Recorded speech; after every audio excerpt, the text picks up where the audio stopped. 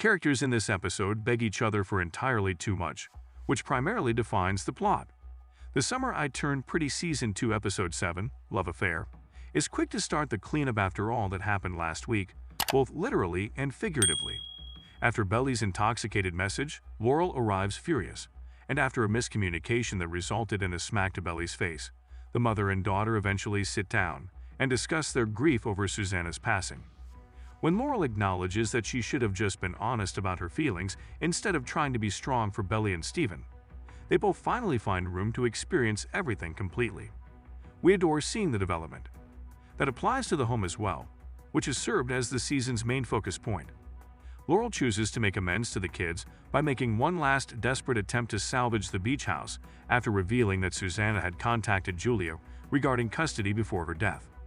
Walking down to the lakefront gazebo with Laurel gives Julia the chance to finally express her resentment of this property and her parents. Even though Susanna worked hard to make her feel like a part of the family, she acknowledges that she felt abandoned and used as a pawn in her parents' conflicts. Laurel and Julia both concur that she preferred to avoid any contentious discussions. There is some justification for Julia's rage. Susanna chose to write, rather than phone her half-sister, about both the house and her disease, and out of resentment for the letter, Julia never responded. Selling the house was her way of washing her hands of the whole situation because she felt bad about not being able to board an aircraft to attend the burial.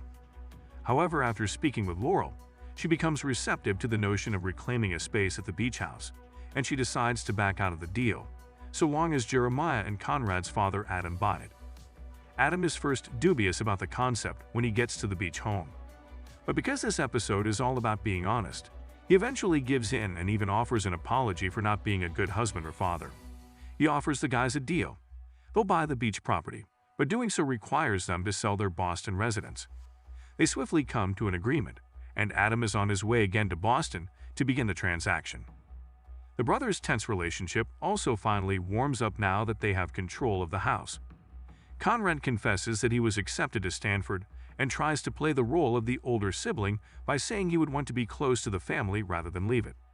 However, Jeremiah pressures him to accept the transfer because it's his dream school, and all of a sudden the group stays up all night to assist Conrad study for his exam the following day.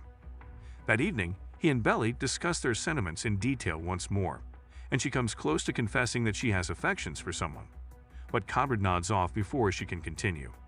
It's very obvious that Belly has eyes for Jeremiah these days, despite their frequent discussions about second chances and never messing things up again. But who knows what might happen if Conrad had the courage to express his feelings to her openly. The all-night study session is organized by Belly, who provides McDonald's burgers, a pumped-up playlist, and all the study tools you could possibly need. To finish what she started, Laurel gives the brothers permission to drive up to Brown in the morning. What follows is an extremely awkward and sexually charged drive to campus. Belly and Jeremiah drive to Finch College, where Conrad will be attending in the autumn, and where Belly's counselor says she had a chance of getting into, after dropping Conrad off at his final. They stroll around campus flirtatiously and go to the volleyball field, where Belly says she can see herself succeeding. She makes the decision to ask for her spot on the team again when she comes home at that precise moment. Belly can picture herself there watching volleyball with Jeremiah on the sidelines, with the two of them studying till 2 in the morning. She acknowledges without stating it that she sees a future with Jeremiah. But she doesn't take long to express what's on her mind. Belly inquires as to whether Conrad will ever give her another chance as they return to Brown and wait for him in the parking lot. In response, Jeremiah says he can't stand the idea of her bailing on him once more. Belly promises not to, claiming that they are now very different individuals. They're only a few inches apart, their tongues locked and their gaze locked. They collide quickly, and once they do, it would take a seismic event for them to separate. Naturally, that would be Conrad, who enters the room by clearing his throat. Up until this point, the entire episode had the feel of the season finale, but something has changed. The aftermath of the kiss and Conrad's response to seeing his little brother making out with the love of his life will be shown in next week's true finale. The romantic triangle continues.